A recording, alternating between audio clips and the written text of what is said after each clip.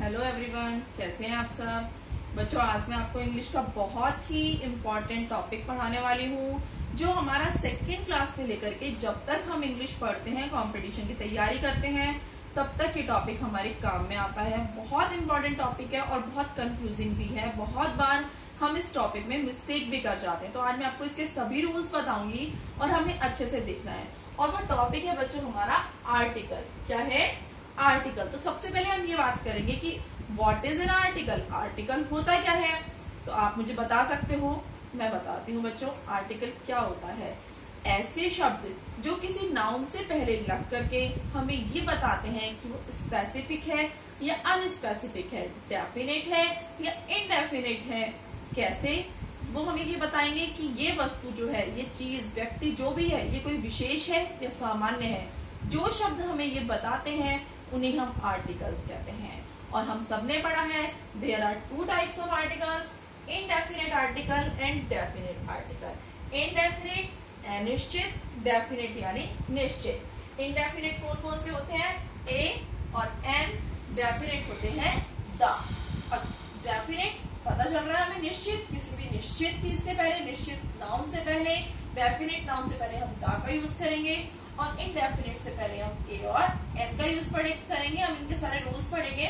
First rule ए और an का है, it is use before singular countable noun.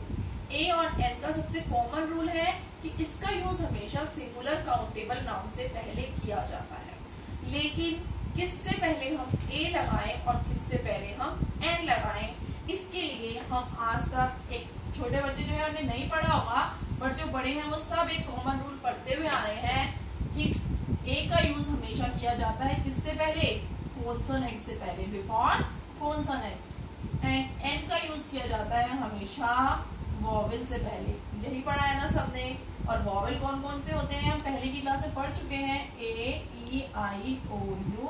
और जो बाकी सारे बच गए लेटर्स इंग्लिश में, वो सारे हुए कॉन्सोनेंट। यही हम सबने पढ़ा है कि एन का यूज वॉवेल से पहले और ए का यूज कॉन्सोनेंट से पहले करते हैं। लेकिन इसके लिए बच्चों सिर्फ इतना ही पढ़ना काफी नहीं है।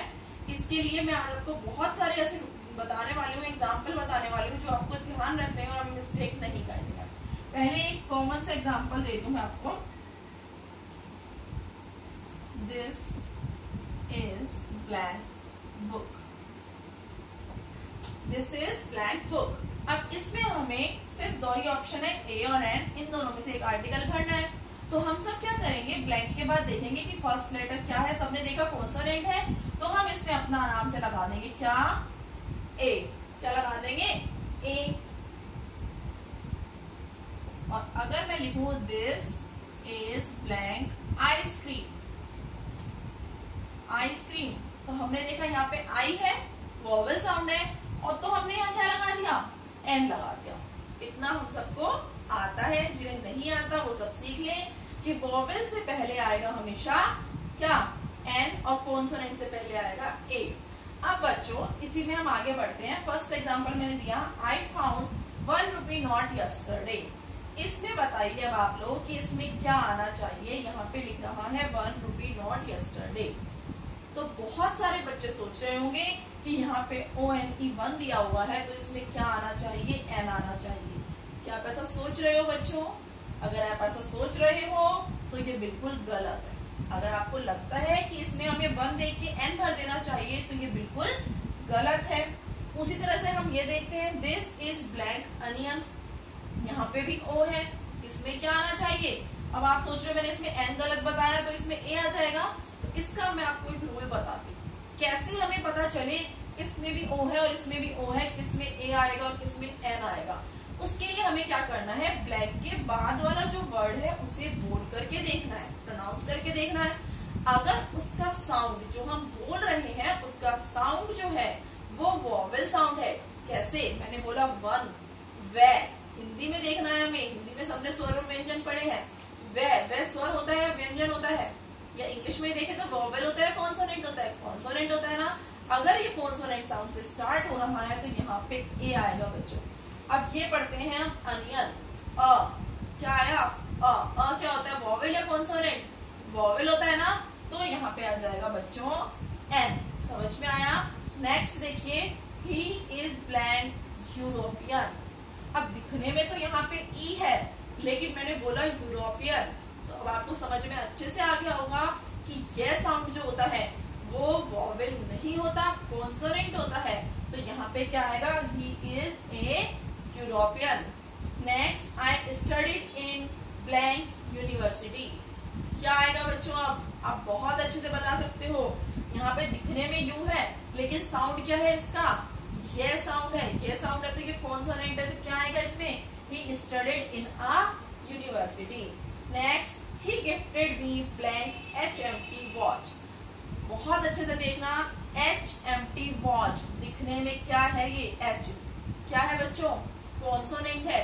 लेकिन मैंने बताया सिर्फ देख करके ही हमें अपनी आंखों पे विश्वास नहीं करना है, हमें अपने कानों पे भी करना है, हमें बोलना है, प्रोनाउंस करना है, सुनना है।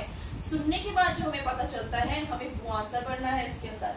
ही gifted me HMT watch. H अ से शुरू हो रहा है, ये H, तो ए से शुरू हो रहा है, तो क्या आएगा इसके अंदर, N, HMT watch. He is MLA of Alwar. अब आप लोग बताओ इसमें क्या आएगा, MLA, MBA, SDM, इनमें क्या आता है बच्चों, इन सबके अंदर N आता है, कभी भी A नहीं आता है। ये गलती बहुत सारे बच्चे करते हैं। यहाँ पे M दिख रहा है, हमने देखा कॉन्सोनेंट है, देखते ही हम A भर देते हैं, बहुत जल्दबाजी में, बहुत इजी समझते हुए।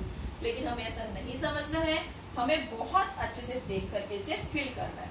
अब इसका बच्चों में नेक्स्ट रूल आपको बताती हूँ।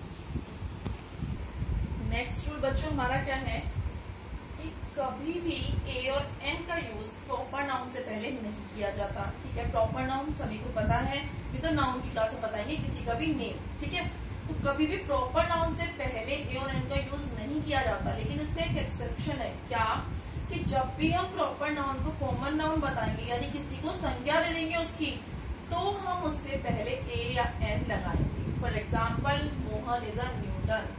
यहाँ पे न्यूटन जो है, न्यूटन यहाँ पर वैसे हम देखें सिर्फ न्यूटन बोले, Newton is a great scientist, तो न्यूटन क्या है, प्रॉपर नाउन है। लेकिन यहाँ पे न्यूटन एक कॉमन नाउन का काम कर रहा है। मोहन इज अ न्यूटन, की मोहन जो है वो न्यूटन के जैसा साइंटिस्ट है, हमने उसकी संज्ञा की उसकी उपमा की है, उससे तुलना करी है। ठीक है, I want to be a Shakespeare, कि मैं शेक्सपियर बनना चाहती हूँ, तो यहाँ पे हमने शेक्सपियर से पहले ए लगाया, यहाँ पे भी ए लगाया।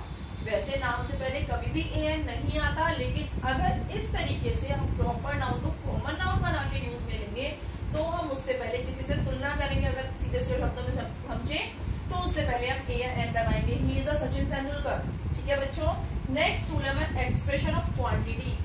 क्वांटिटी का एक्सप्रेशन बताना हो, a little, a few, a lot of, तो इन सब में भी ए का यूज होता है। जैसे a lot of, a few, a little। Next rule है when we use an adjective and adverb before a noun। जब भी हम किसी एडजेक्टिव यानी विशेषण का यूज किसी नाउन से पहले करेंगे। she is an innocent lady, यहाँ पर लेडी से पहले क्या आया, इनोसेंट आया, तो हमने इससे पहले आई यानी वोवेल था, तो इसलिए हमने क्या लगा दिया, यहाँ पे एन लगा दिया। लेकिन एक बात और साथ साथ बता देती हूँ, अगर यहाँ पे सिर्फ इतना होता she is blank innocent, तो यहाँ पे एन आता क्या, नहीं आता। ओमिशन ऑफ आर्टिकल होता है, वो हम नेक्स्ट क्लास में पढ़ेंगे। पीछे नाउन होना जरूरी है, तभी यहाँ पर आर्टिकल आएगा। नेक्स्ट रूल है एक्सक्लेमेटरी सेंटेंस। एक्सक्लेमेटरी सेंटेंस में सिंगुलर काउंटेबल नाउन से पहले भी हम ए और एन का यूज करते हैं। जैसे व्हाट अ ब्यूटीफुल पिक्चर, तो इसमें हमने ये सिंगुलर काउंटेबल नाउन है इससे पहले, और ये क्या है, एडजेक्टिव है, इसलिए इससे पहले एडजेक्टिव का रूल हमने ये पढ़ा, तो इससे पहले क्या आया, ए आया। नेक्स्ट रूल है हमारा सच बिफोर अ काउंटेबल नाउन। अगर किसी भी काउंटेबल नाउन से पहले सच आ जाए, पर्टिकुलर ये वर्ड आ जाए, तो हम सेंटेंस में उसमें ए आर्टिकल भरते हैं। She gave me such a good book, समझ में आया। और नेक्स्ट रूल है हमारा सो। अगर सो बिफोर एन एडजेक्टिव, किसी एडजेक्टिव से पहले सो आ जाता है, तो भी हमें उसमें ए या एन भरना होगा। He gave me so interesting, अब यहाँ पे ब्लैंक है, तो यहाँ पे द नॉवल नहीं आएगा, यहाँ पे क्या आएगा, ए novel. She gave me so interesting a novel, समझ में आया बच्चों। नेक्स्ट द है और ओमिशन ऑफ आर्टिकल है, वो हम नेक्स्ट क्लास में पढ़ेंगे। आई होप आपको ये वीडियो अच्छा लगा होगा।